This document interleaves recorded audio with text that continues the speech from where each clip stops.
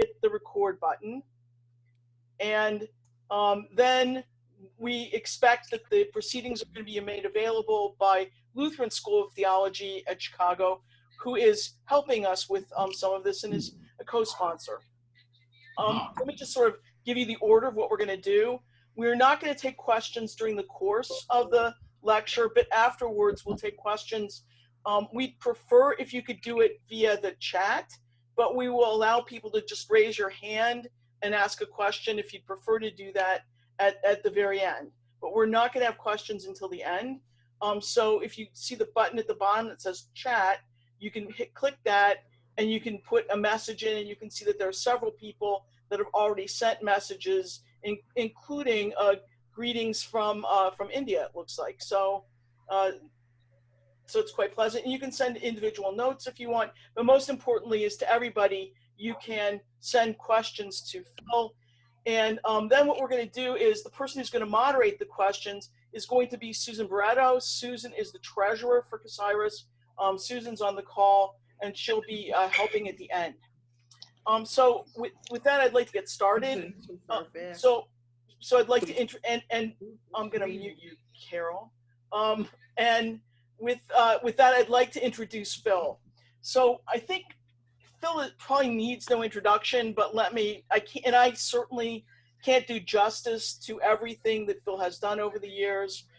He got his PhD from University of Chicago. He's worked in systematic theology, philosophy of religion, religion of science, the theology of culture, and a large number of other areas. Most of us know him because of the cutting edge work that he's done in religion and science over the years. He's a former editor of the Zygon Journal of Religion and Science, which has been very important for us at CASIRAS. He has been a professor at Lutheran School of Theology at Chicago for many years, and some of the LSTC people are joining us this evening. He's worked on many different projects, many books in the field. He has a large number of scholarly articles, and those are easily available if you look at Amazon or you look online. With that, I'm going to introduce Phil, and Phil's topic then is Writing Humanity's Next Chapter, Religion and Science in the Present Moment. And you'll have to bear with us because we're going to go back and forth with the slides. So when Phil tells me to put them on, I will. I'll move to the next slide, and when he tells me to take them off, I will as well. With that, Phil, I'm going to turn it over to you. Thank you, Gail. Well, I'll make two comments at the beginning. First of all, it's really good to be here with all of you people. And my talk is going to be relatively short, so I hope that we have quite a bit of time for discussion, questions, responses. The second, I want to do a little promotion here. I'm very happy to say that 3 weeks ago, a volume of my poetry was published. And it's always available on Amazon, A Matter of Waiting. And that's some ways that's given me more satisfaction than some of the theology books I've written. Okay. Next chapter, Religion and Science in the Present Moment. In these very days, our society has been ripped open by a public disaster to reveal a multifaceted crisis. The coronavirus set things off, but we were startled to see how deeply and broadly the crisis flows. What is so striking about our moment is the revelation of how many different strands figure in the crisis and how tightly they are interwoven. Strands is really not an adequate term because strands can be separated, but the elements of our crisis cannot be pulled apart.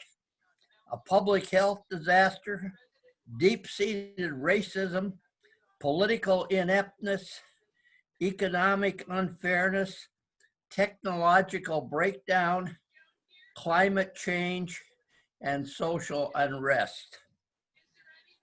So it's not surprising that at this moment there are calls for reform and new ideas. Many people are looking for something new ways of working, new ways of restructuring police work, reshaping relations, reshaping education and the practice of medicine, changing the way our society works. I listened last month to 2 IRIS Zoom lectures that addressed the collapse of modern techno-industrial civilization, MTI, collapse due to environmental breakdown, and also from what Ross Dutat calls civilizational decadence. And in the midst of this, we talk about a new normal. Barack Obama calls this a moment of opportunity to transform ourselves. But we also see people demanding a return to the old normal. While enormous numbers of marchers have lined the streets of our cities demanding transformation of our attitudes and behaviors towards African Americans and other people of color, smaller crowds equally passionate, some bearing arms and making death threats, are demanding that the old normal be reinstated. Clearly, we are not unified as a people in wanting transformation. And even among the transformers, there's not a consensus. We are getting a great deal of analysis of the crisis, and we need even more analysis. But my point in these comments is that analysis must lead to imagination. And religion and science face this challenge as well. Since our crisis is extraordinary, we need extraordinary imagination. What do I mean by imagination? Imagination is the means by which we grasp the future. I'll repeat that. Imagination is the means by which we grasp the future. We are able to imagine the future. We can imagine things that do not exist, and we can work to make them actual, and thereby we can change our world. Our imagination can represent possibilities other than the actual. It can represent times other than the present, and represent perspectives other than our own. This is why I can say that this moment requires extraordinary imagination. In these days of protest, we hear recounted the stories of African American men and women who struggled for racial justice. Never in their own lifetimes did they experience that justice, nor did they live to see the success of their efforts. They gave their lives for an ideal that was never actual for them. They gave their lives for a possibility. That's a classic example of imagination at work. Imagination is at the core of America. The Declaration of Independence asserts that all people are created equal. This principle of equality is a powerful engine of motivation and action. And yet in our entire history, it has never been actualized. The founding fathers did not actualize it, even though they wrote it into our basic documents. American history and public discussion would be totally different today if we did not hold to the possibility of equality and hold it to be normative, even though it has never been empirically actual. Imagination works on the basis of a great as if. It presses on toward possibility, often in the face of actuality that flatly contradicts it, as if the possibility can overcome the contradiction. Since from a theological perspective, God is manifested in possibility, and in the future that emerges out of possibility. I have been describing our current moment as a religious moment. I have laid the groundwork for discerning how at this moment we are searching for God when we search for possibilities, whether or not we are aware of it. And at the same time, I point to the ethical imperative of our moment, the common good, which I describe this way. Every person should have sufficient access to the goods and resources of society so that they can live fulfilling lives. Now, it's in this context that I view CASIRAS and the decade of efforts we have made to yoke religion and science together for the benefit of the human community. Those are the words in the statement of purpose of Zygon, the journal, yoking religion and science together for the benefit of the human community. We have insisted that religion and science can work together for the common good. Our present situation reveals to us the many elements of that common good. My tradition relates this effort to God, but I realize that CASIRAS also represents a non-theistic perspective as well. Religion and science exist at the core of the common good, and they are inextricably interrelated. They are not alone at the core. The present moment makes that clear as well. The history of the planet, the relations between the human races, technology, economics, and social organization are all interwoven with each other and with religion and science. This brings us to the tightly interwoven elements of the common good. The common good exists in this multi-layered reality that is being opened up for us in our contemporary crisis. And in this context, I also want to bring in the arts. Since imagination proceeds through the images our mind provides, and since images are basic to the arts, we must include them also in our thinking. And art is central to the imagination.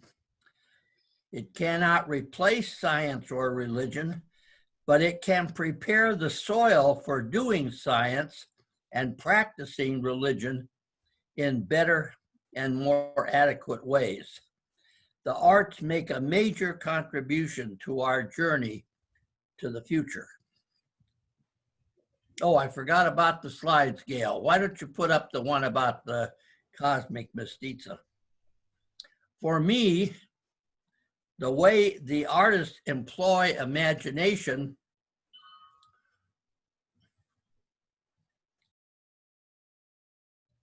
keep going.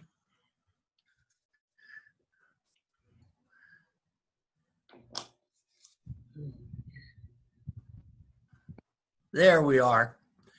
I don't know if you can see that very well. The way artists employ imagination is captured for me in a painting that hangs in my living room. It is entitled The Cosmic Mestiza by the artist Lynn Randolph. And if you Google it, you can get an image of it afterwards. This painting means a lot to me. The Cosmic Mestiza by Lynn Randolph. Mestizaje. Mestizaje refers originally to the biological and cultural intermixing, or we might say blending, of Spanish, Indian, and African, originally in Mexico, but throughout Latin America, predominantly now in Texas, but widespread in the United States. These are the Chicanos, and they are sometimes spoken of as a new human race. Mestiza is a woman of this intermingling. So by naming her painting Cosmic Mestiza, the artist is placing intermixing or blending as the core of her vision of the future. And the intermixing is cosmic in scope. The fact that she portrays the cosmic figure as a woman is a novel vision in itself. This Mestiza is a woman of color. Her red sash indicates that she is a mother and recalls the Virgin of Guadalupe, the patron saint of the poor. In legend, Mary stomped on the serpent, but in this painting, she plays with a serpent in her right hand, and the skin of that serpent portrays the DNA molecule. And in her left hand, she holds the Hubble telescope. She is at home in the world of science and technology. The four hands recall the Aztec goddess of creation, Coatlicue. The background, and this doesn't show very well in the slide at all, the background against which the Mestiza stands is cosmic, the Milky Way. And her feet, which you can't see, are firmly set on planet Earth astride the Rio Grande River, one foot in Mexico, the other in Texas. This is an extraordinarily intense symbolism of intermixing, so dense and multi-leveled as to defy description. Ancient and modern are intermixed. Legend and contemporary science and technology, embodied in racial, sociocultural, and national mestizaje. The elements are inseparably melded. No single one could be taken away without compromising the whole. And that's what I want to emphasize about this painting, the reason for mentioning it, because of its symbolic value in portraying the intensity of the blending of so many factors, because I think this is a clue to our understanding of our future. Lynn Randolph describes her work as hypertext, metaphors for a provisional reality. And this hypertext of the imagination calls for intense mestizaje. Both CASIRAS and IRIS were established in the name of an intermixing, when you get right down to it, intermixing what others wanted to keep separate. And of course, one of the things that has made those organizations distinctive and has often been questioned by outsiders is this intermixing, this yoking of science and religion. I believe that mestizaje is a metaphor of our life today, in our moments of crisis, and also a metaphor of the future that we're grasping at. Our response today must be a rich mixing of dimensions. Disease, economic and racial inequality, social disorganizational, cultural pathology, and environmental damage. Our science and our religion must be part of the solution for this intense blending. Oh, God. Impacting each of these facets of our common life. And that will be an enormous challenge. And religion. Because both science and religion have agendas that can take them away from such a focus and to focus on the common good. Both are very vulnerable to being co-opted by other forces, including government and economy. You can put that down then, Gail. Religion and science are both very vulnerable institutions because they can be co-opted. And of course, they have been by the government, by economy. Both have been infiltrated. Depressingly, both religion and science have been infiltrated by racism and sexism, for example. Science and religion are called in this moment to relate to all the dimensions of our multi-layered life, just as they are called to open up the possibilities to which God's future beckons us. The cosmic mestiza incorporates all the dimensions. I showed my manuscript to a friend and he said, well, I don't get the point why you're bringing in the cosmic mestiza. I'm bringing her in because she incorporates all of the dimensions that our lives today are being revealed to hold in the crisis and to which we must respond. She's a woman. She is biologically and culturally mestiza. That's one of the most hotly discussed issues today, isn't it? Her ethnicity transcends nationality. She's on both sides of the Rio Grande.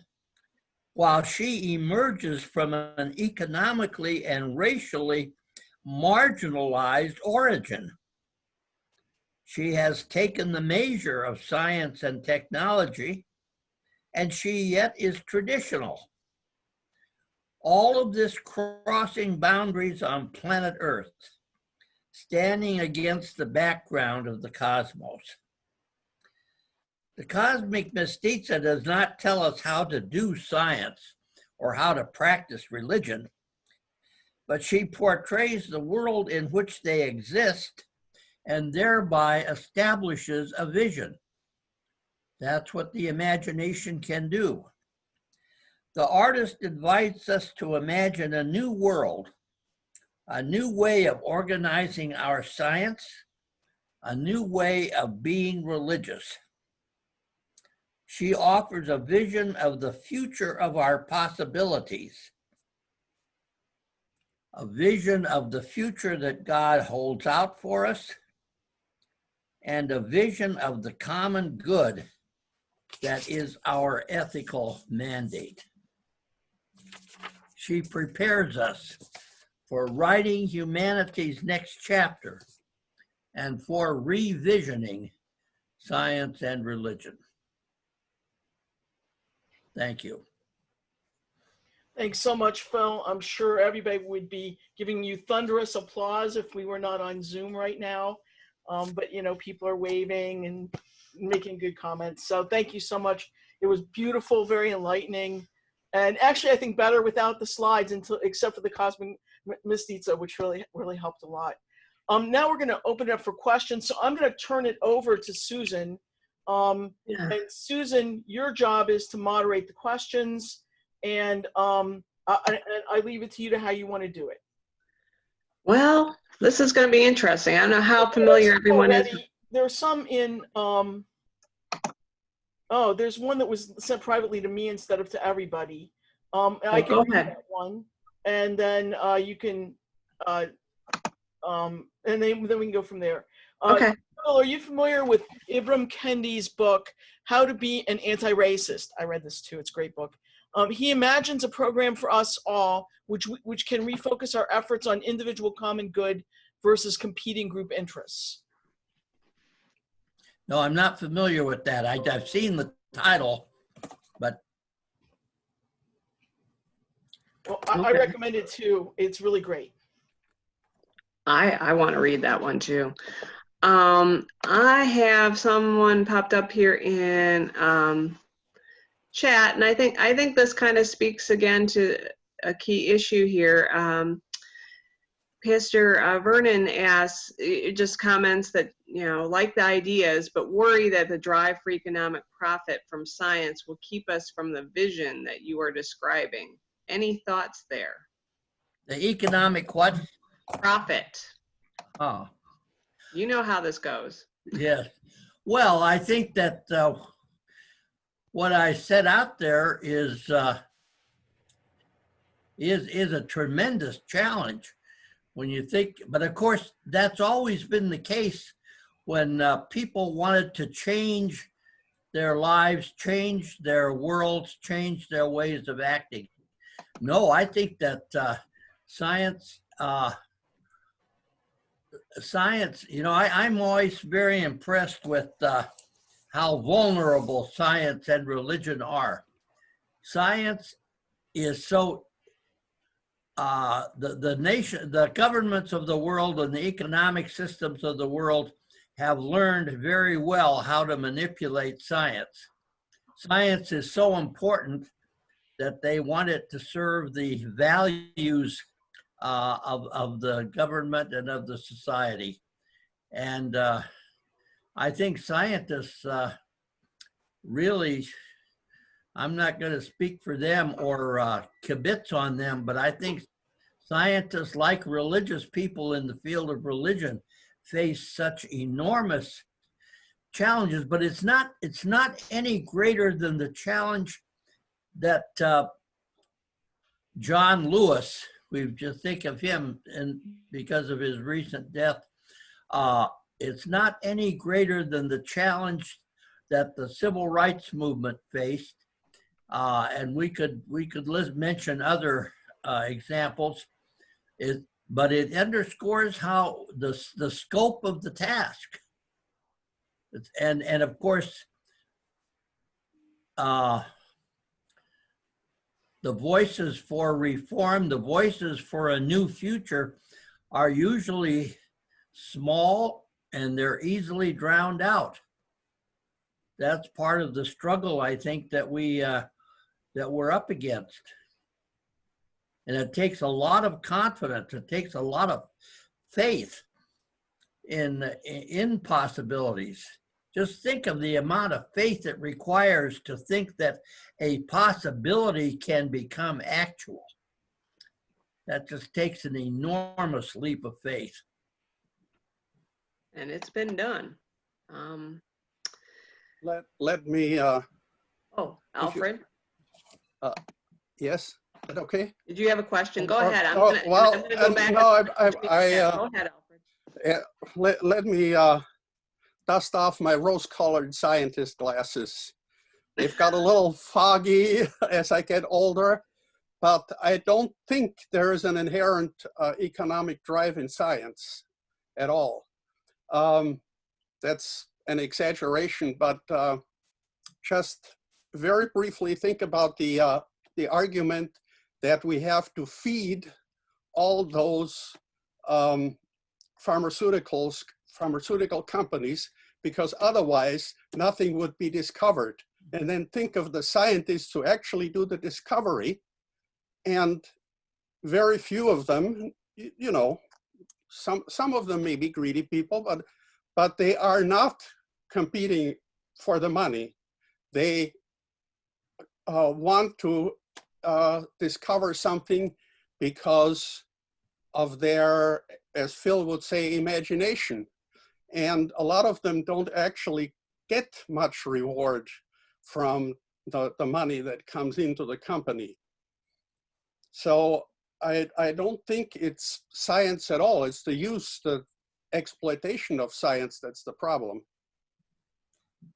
And of course, one thing that it seems to me is that both with science and religion, they like to talk about pure science and they like to talk about pure religion, but there is no pure science or religion if you mean by that they exist in some abstract realm. They're incarnated in a social context, a socio-cultural context. So the science that's going to happen is the science that can happen in that context, and the same with religion. And that's both a key to their greatness, and also it's at the same time can be their tragic flaw. Definitely. I agree with that. Yeah. But so is the voice for possibility, and the voice that says things can be different. That's incarnated in our sociocultural situation too. Well, with that idea in mind, I mean, just taking on the science side, we have a person asking, are there any examples of science making jumps or leaps in the needed direction that we need to go in for our intermixing in the future? Well, someone else might be in a better position to respond to that than I, but I would just ask the question, is that part of the motivation for Science for the People? I can remember when Science for the People grew out of the 60s and the protests against the Vietnam War and all of that social upheaval. I haven't kept up with Science for the People now. I don't know what they're doing, but would that be an example? Maybe. What do you scientists think of that? What do you think of Science for the People? Anyone willing to chime in there? I know we have a lot of scientists on this call. Can you just talk sometime, Susan? I mean, I'm willing to Go for it. respond to Phil. Okay. Go for it. It's hard. There's like 140 of you. I can't keep track of everybody, but go for it, Carl. Okay, Phil. I'm working an awful lot at this time with a group of Sigma Xi members on climate control. And I don't think there is anything that's more science for the people probably at this time than looking at what is going to happen. For instance, right now it's COVID. That's what we're interested in. It's the pandemic. That's taking all of our time, energy, etc., and it should. But we are worried about what's going to happen next because we need to do something desperately about the climate, or we're going to face all the tragedy that we know is sort of out there. It's not that the answer is not in existence. We know what the answers are, and they are technological. But we are right now looking very much at what's going to happen in this science for the people to preserve our lifestyle, and that includes all of humanity. Anyway, yes, science for the people, Phil. Was that a question? Well, and there was a school of, I'm not sure, I forget the names, who talked about common good. And they made such suggestions as instead of measuring an economy by its growth, one should measure an economy by its impact on the environment. And then they went in some other direction too, and by its ability to feed the hungry. And I think that's always remained very much of a minority position, but that sounds to me like a group of economists that are trying to do things in a new way. That sounds like John. I'm not sure who's got their hand raised here. Jay? Yes, I was just remarking that that description that Phil just gave sounds like the common good that John Cobb and Herman Daly published about 20 years ago now. Yeah, they were, yeah, it wasn't them, but they did that. They were doing it too, right? Well, I cover finance, and there are a lot of people doing social factors in investing right now. It's a big, big thing. And that's probably going to come to your retirement portfolio. Well, maybe my retirement portfolio, you know, in the near future, hopefully. Let me just see what else we have here. maybe just kind of coming back to this idea, imagination. We have Pastor Chris Repp here who says, people are imagining all inclusive and or expansive. They want things to be different in a direction that I find destructive and regressive. So what about religion and science working together to promote a positive and progressive future, and who decides and what are the criteria? Well, I think that's about 5 questions there, but go for it, Phil. Did you get all that? I'm not sure I did. Well, you know, I remember a psychologist once who said the only reasons people change is either because the present is so unbearable or the proposed future is so irresistible that they can't stand in its way.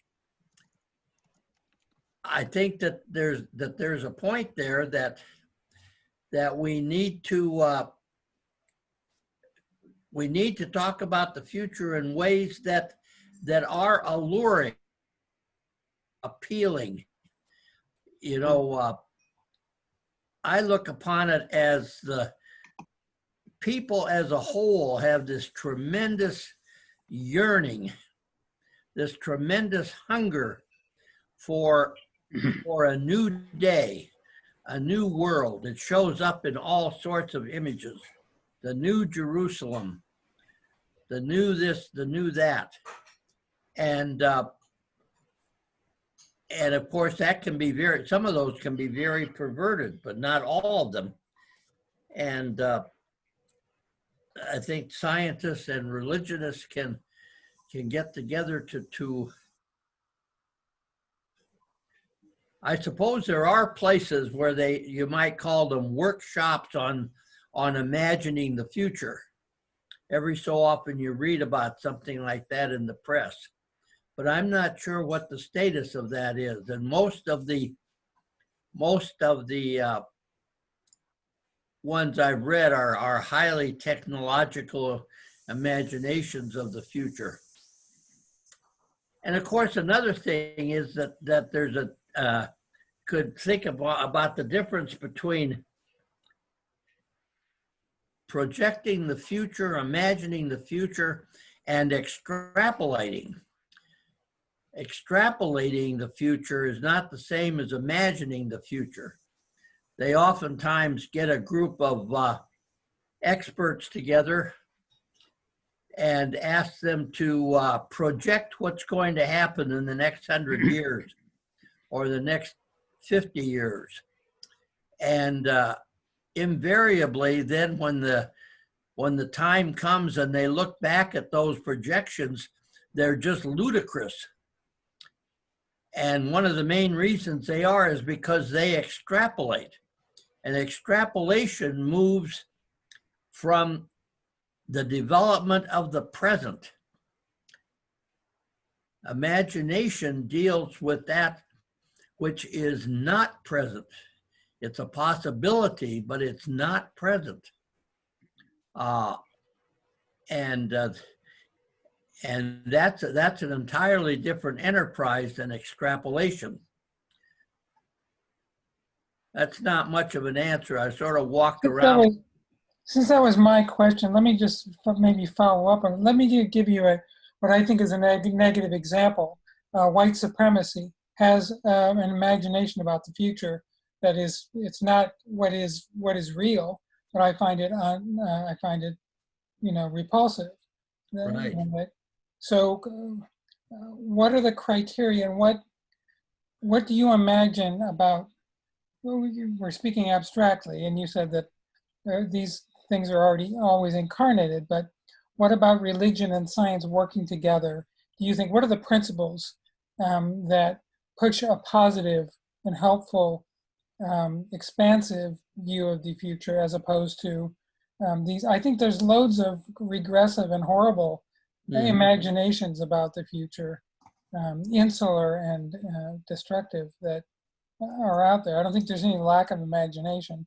How do science and religion work together to give us a good Well, that's important. Of course, those of us who are Christians could talk about Jesus and the New Testament and such, but let's go for a minute to the cosmic mestiza.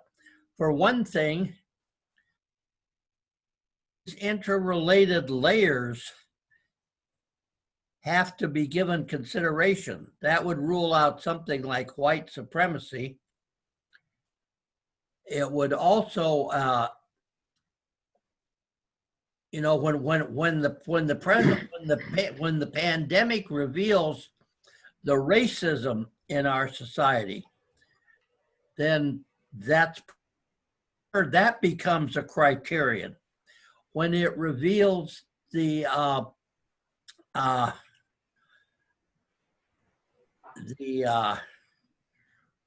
what would you call when people just don't pay attention to the pandemic and they cause a lot of damage because they refuse to behave in responsible ways.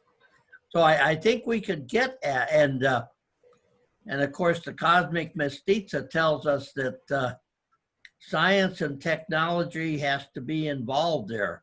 I think we could work our way through some criteria, but of course, we'd have to establish a consensus on what the criteria are. I think in the meantime, before we are able to reach a consensus, we can think a lot of good thoughts and do a lot of good work. Example, this notion we're talking about with the economist, and you mentioned Herman Daly and John Cobb. I mean, you don't have to have a general set of principles in order to decide that that's a good thing and worth working on. Of course, putting our own houses in order is another thing. I mean, both religion and science are continuing with the challenge to reform themselves. So scientists have an enormous task to do what they can to reform science, and religious people have a tremendous challenge to reform their religion. And of course, we know how that goes. I feel like we get three different topics going here. So whatever the question was, maybe originally for some folks, they may want to change it. Well, keep at it if you want to. Yeah, I had Holmes, I believe, had his hand up. I can't find him now, but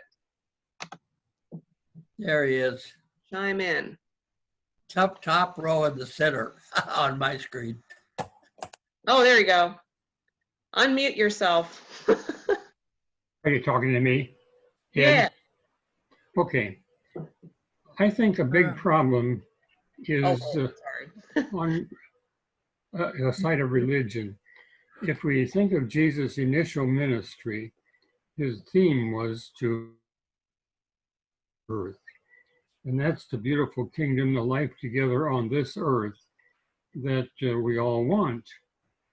Christianity made a big mistake when the Gospels were written, and they were written, 30, 40, 50 years after Jesus, and they were written to satisfy the need of the original followers. And they found the Old Testament interpretation of the sacrificial lamb. And the whole sacrificial system makes no sense to 21st century people, and it doesn't to me anymore either. If we go back and try to get to the initial ministry of Jesus, which was to love people, to love one another, and to emphasize that theme, I think Christianity and science could work together very well. Religion needs to change the symbolism that we use to define Christianity. Now, Phil, you want lots of creative imagination, but surely you've already said that you don't want imagination co-opted in the wrong way, you know? So we need some concept of better and worse, don't we? Some concept of how to discipline imagination. And there you might go to the gospel. In that sense, if you want creative imagination and you go to the great commandments of loving God and neighbor and doing unto others as you would have them do unto you, that sounds like excellent creative possibilities for the long-term future as well as the near-term future. Right. Yes, but of course, that's true. Of course, it's always in a context. You know, when Martin Luther King Jr. was working, he had a lot of people who thought he was great. He had people who thought he was a communist. They had people who thought that he was a danger to society, a public menace. And of course, you might say the same thing about Jesus. It's very ambiguous, and I think that's why have a lot of courage and a lot of faith, because there's never, you know, when you try to change, I mean, just look, in the current situation, there were people who took their weapons, Capitol in Madison, Wisconsin, and in Lansing, Michigan, and threatened the governors because the governors told them they had to wear masks. There's always going to be people like that. And sometimes it's going to cause even the people who are going to have self-doubts even. And I don't see any other way about it. And of course, it's history that decides the value of our imaginations. We're talking about the future, and our imagining will be borne out in the future, not today. And on a few rare occasions, the people instrumental in bringing in a new future will not live to see the day. In some instances, they do live to see the day. But Might think we want to abandon the parable of the Good Samaritan? oh yes, but of course, what happened to the Good Samaritan the next week after he did that? But no, of course we do. But of course, it's going to be it's not so easy either to move from principles to action. We might all agree that the parable of the Good Samaritan and neighbor as yourself are wonderful. We might have a lot of disagreements about what that looks like in the give and take of our thinking about the future. It would be helpful. We got other people. It's good to have that as a guide, but I don't think it's, you say, what do they say in ethics? The movement from principles to moral action is a pretty difficult one to negotiate. It's like the difference, you know, they say today in terms of the pandemic, just follow science. I remember my colleague, Tom Gilbert, who worked for quite a few years of his life on in the environmental work out there at Argonne, a manual on how to dispose of radioactive waste. And he said the hardest thing he had was when the the leaders, the politicians, the elected officials would say, well, tell us in 10 words what this means for us to do. And Tom would have to say, it's not that easy. You have to figure out, I'm giving you the science, now you've got to figure out what to do. Maynard, I think you had your hand up for a while now, so sorry about that. All right, thank you. I'll just pick up on Chris Repp's comment earlier because I resonate, Phil, with your image of the cosmic mestiza, but for so many in our society, that would be a nightmare. I think Chris referenced the white supremacists among us. How many? 15, 20 million? How many? We don't know. Many, many, many. And getting on the same page is not going to be an easy thing for us to do. So the question, I guess, is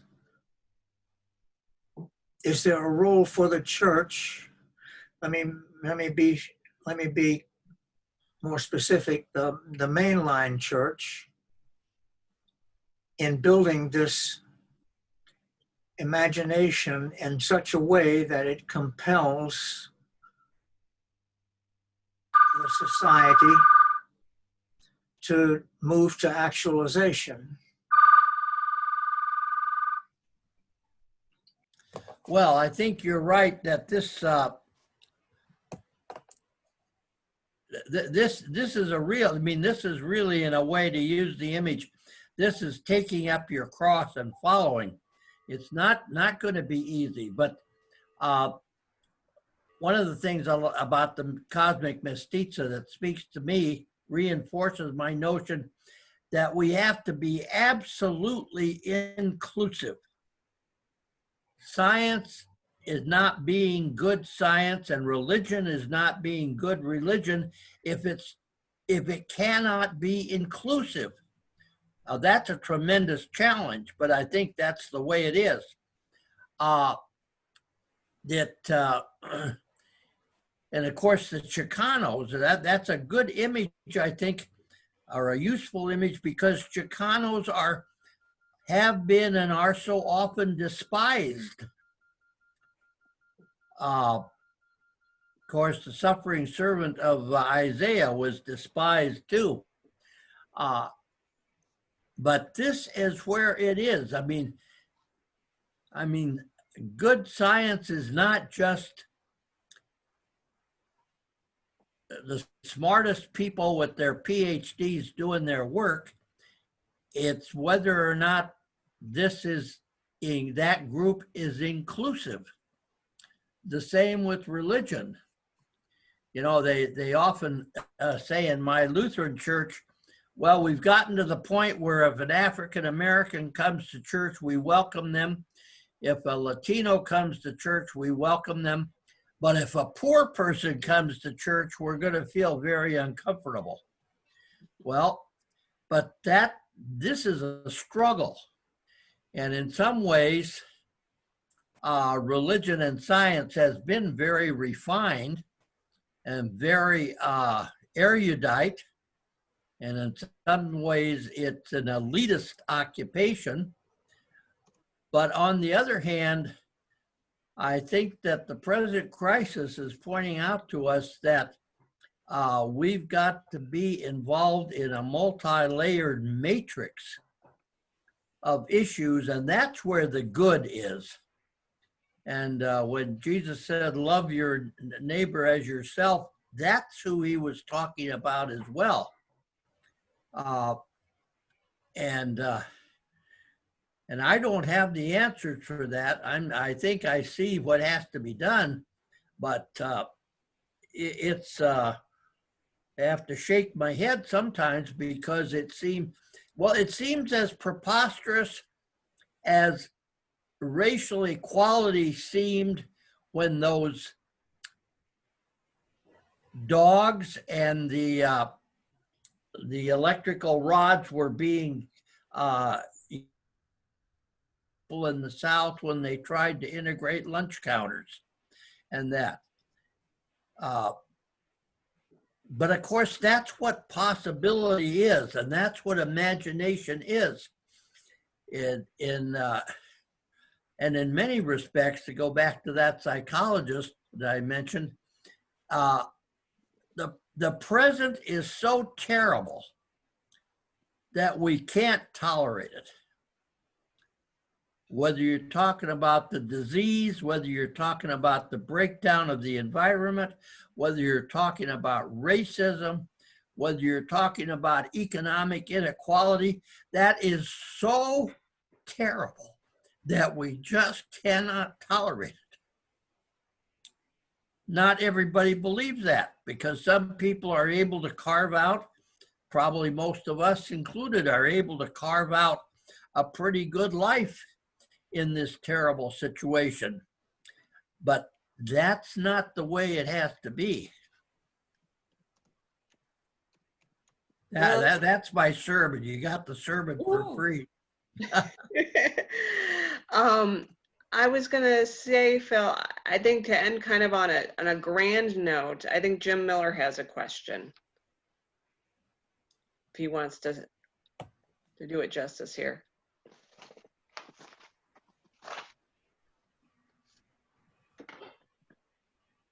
He's muted, I think. Oh.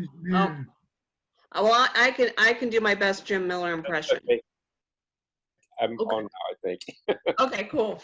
Can you hear me? All right.